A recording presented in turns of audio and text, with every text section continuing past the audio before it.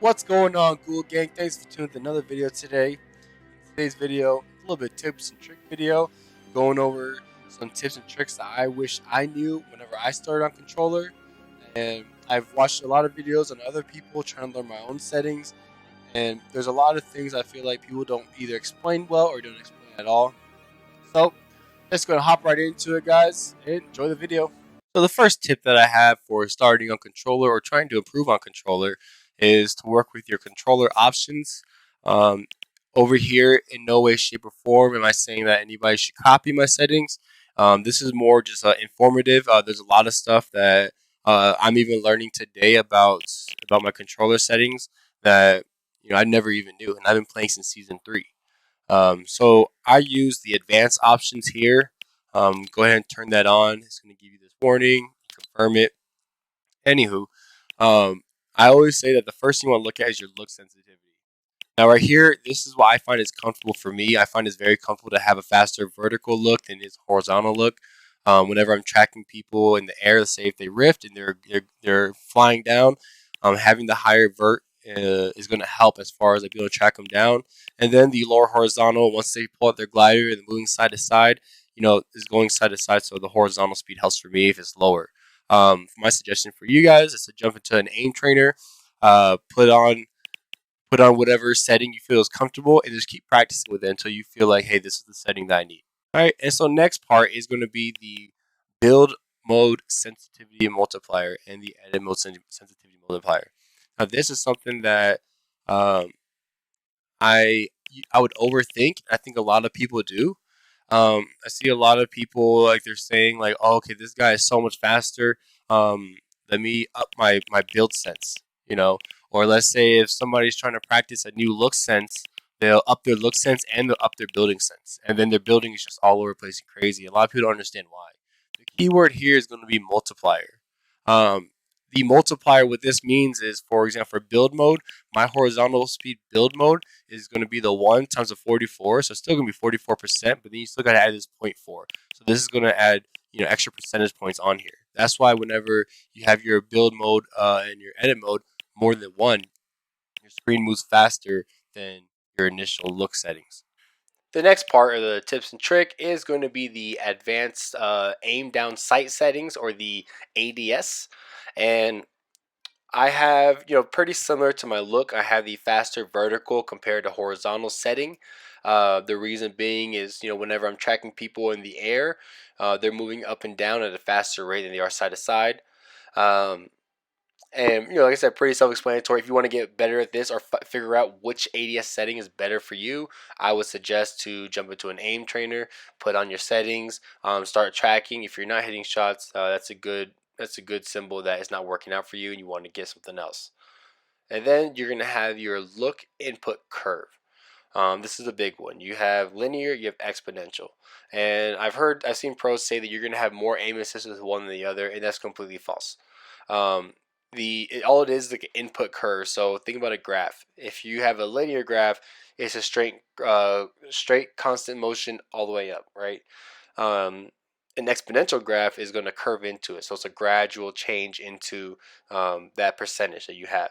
So for example, with my ADS, if I'm running 6% side to side, if I turn my stick all the way to the right with linear, it's going to automatically run at 6%. If I do it all the way to the right with exponential, it's going to start off a little bit less than 6%, but eventually get all the way up to 6%. I used to run exponential all last season, and it worked very well for me. However, I did not see myself doing well in close range combat, like box fighting, taking piece control, taking walls. It was a little bit hard for me because I felt like there was that little bit delay. It really hurt me. Whenever you're in close range combat, you need to be quick and snappy, so that way you can make hit those shots before someone else does. From long distance, a lot of times you can sit down, you can look, and you can take your time on aiming before you take those shots. Alrighty, guys. So once you've mastered your look sense that you have, what I suggest to you guys is to get into your creative map and practice your sensitivity. So imagine doing like a double wall ramp rush, and you see how like it's very simple. You gotta first put the walls up, and behind it throw the first put the ramps up behind it for the walls. That was a good technique. Like I think chapter 1 on how to rush people. However, that would not be a good technique nowadays. Maybe in some scenarios, but most people don't really do that.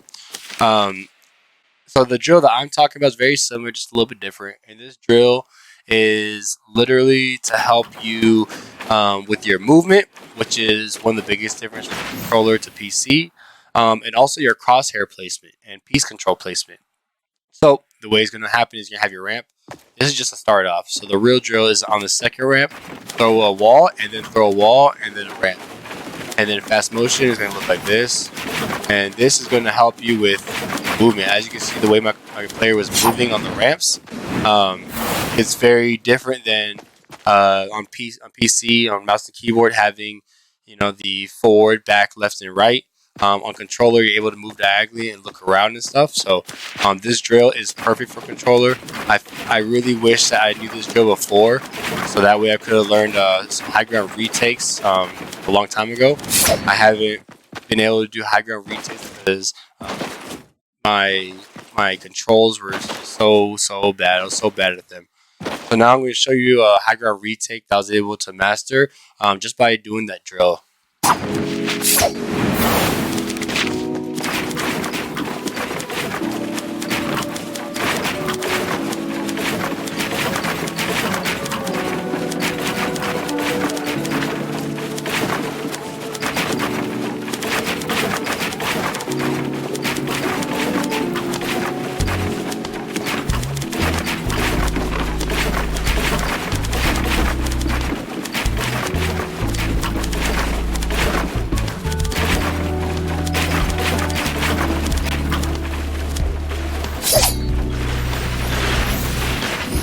Alrighty, guys. So here are just a few tips and tricks that, like I said, these are tips and tricks that I wish I knew whenever I first started playing controller.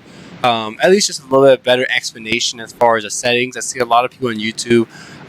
They'll post things like saying you're getting more aim assist with one setting than another, and that's totally false. There's no way that you can get more aim assist than something else. Aim assist is literally just an assist, the same percentage for everybody, and some people are just better at it than others as far as how much you practice, guys.